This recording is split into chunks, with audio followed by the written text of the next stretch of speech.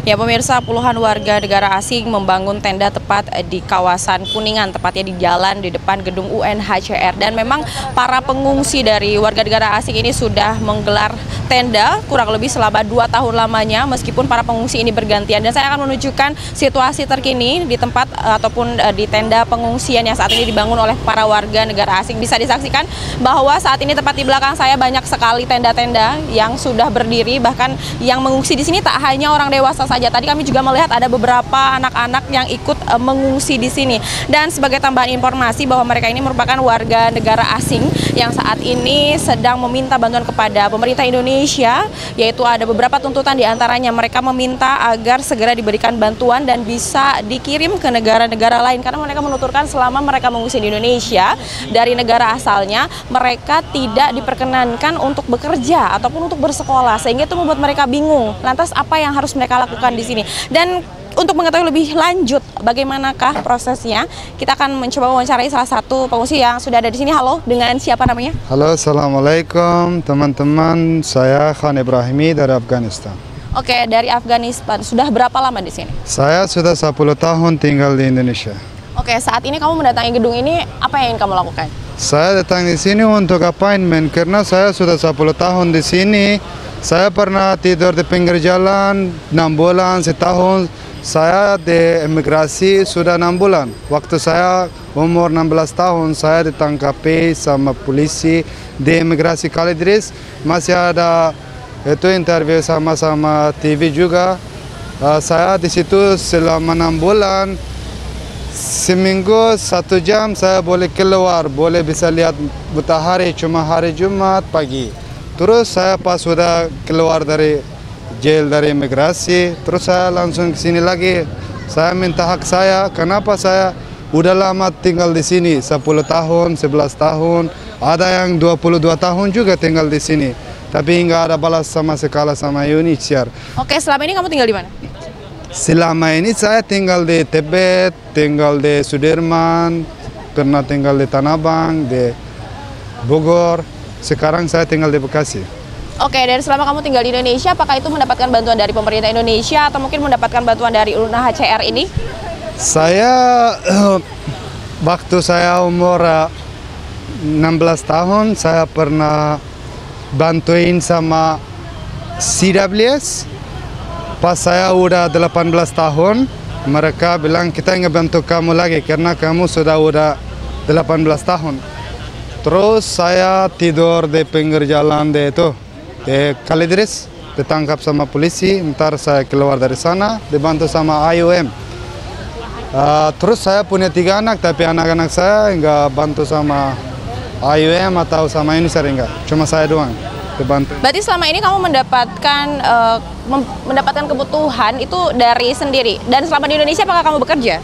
Enggak kerja. Saya kemarin mau kerja tapi ditangkap sama polisi. Saya kemarin kerja di restoran tapi ditangkap. Katanya nggak boleh kerja. Kalau dikerja ditangkap. Kenapa nggak boleh kerja? Nggak tahu, katanya itu rule Indonesia. Memang dari government Indonesia tidak boleh bekerja.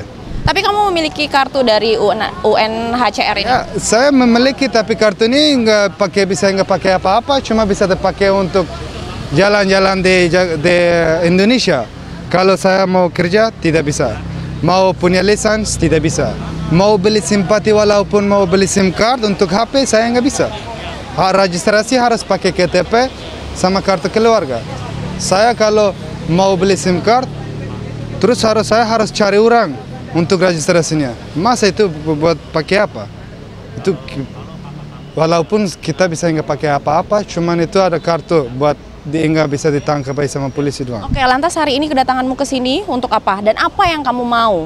Saya datang ke sini mau bantu sama UNHCR. Harus berapa lama saya nunggu di sini? Udah 10 tahun. Pas saya masuk di Indonesia, umur saya 14 tahun. Saya nggak bisa kuliah, nggak bisa sekolah, nggak bisa apa-apa. Udah 10 tahun di sini with no destiny. We are no with a quick destiny. We don't have any how should I say? It's very painful. Because karena saya lihat-lihat anak-anak di umur saya lanjut sekolah, lanjut kuliah, sudah selesai kuliah, tapi saya cuma tidur di pinggir jalan doang. Itu dream saya harus pulang dari sini ke negara tiga.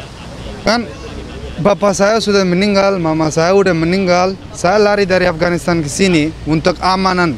Tapi saya di sini tuh, saya sudah operasi di sini 2 kali karena saya sakit tulang. Terus karena saya tidur di pinggir jalan. Oke, dan sekarang bantuan yang kamu mau adalah apa? Kamu ingin dipulangkan kembali ke negaramu atau kamu ingin pindah ke negara lain atau seperti apa? Kemarin saya pernah waktu kan saya punya 3 anak. Anak saya sakit di rumah sakit, anak kembar minta balas sama UNICEF tapi enggak ada, katanya mereka email. Saya ada email, mungkin berapa 100 kali saya lebihin. Saya email ke UNICEF minta bantuin tapi mereka enggak balas. Terus saya mereka enggak balas. Pas saya mau tidur di pinggir jalan, mereka marah. Kenapa kamu datang? Kenapa enggak bicara de baik-baik? Tapi ini ada. Saya bicara baik-baik, kenapa enggak balas ini? Ini sama kayak UNICEF, kayak IOM. Itu tanggalnya setiap hari 2 hari tapi nggak balas selama 10 tahun. Terus pas saya mau datang ke sini karena mereka, kamu harus bicara baik-baik, jangan tidur di pinggir jalan. Kamu email, lewat Kobo.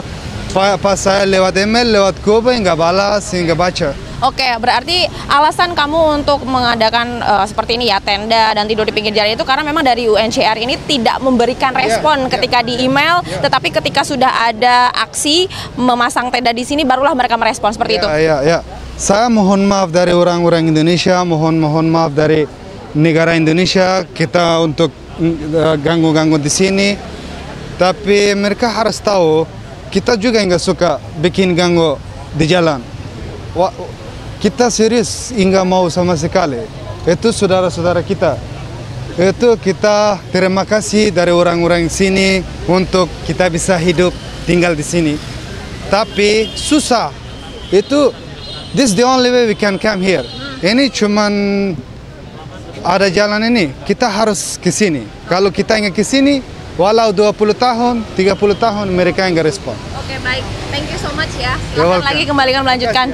Ya, dan pemirsa, memang tadi itu merupakan wawancara dengan salah satu warga negara asing yang melakukan pengungsian di Indonesia dan tepatnya berada di depan gedung UNHCR pada hari ini. Dan memang rata-rata kebanyakan yang pada mengungsi di sini yaitu merupakan warga dari Afghanistan dan juga Irak. Mereka menuntut kepada pemerintah Indonesia dan juga UNHCR untuk segera memindahkan mereka ke negara lain agar mereka bisa bekerja dan juga bersekolah. Dan mari kita sama-sama berharap semoga nantinya ada keputusan yang baik-baik bagi negara ataupun bagi para warga negara asing. Dan meskipun memang saat ini banyak sekali warga asing yang melakukan tenda dan mereka menggelar tenda di sekitaran sini, dan itu tentu membuat masyarakat di sekitar menjadi panik tentu dan merasa risih dengan adanya tenda-tenda di pinggir jalan serta terjadinya kemacetan yang cukup mengganggu, dan itu juga sudah diupayakan oleh para stakeholder yang terkait. Tadi kami juga melihat ada Satpol PP yang coba menertibkan. Tadi memang pada saat ini posisinya Satpol PP tidak bisa melakukan pengusiran terhadap mereka karena menurut penuturan dari salah satu petugas bahwa mengacu pada Perda nomor 8 bahwa mereka hanya bisa menertibkan untuk para pengungsi ini merapihkan tenda-tendanya dan menjaga kebersihan trotoar jalan agar tidak mengganggu para pengguna dan ataupun pejalan kaki yang lewat. Dari Jakarta, Ayu Pratiwi, Rizky Ihwal, iNews melaporkan.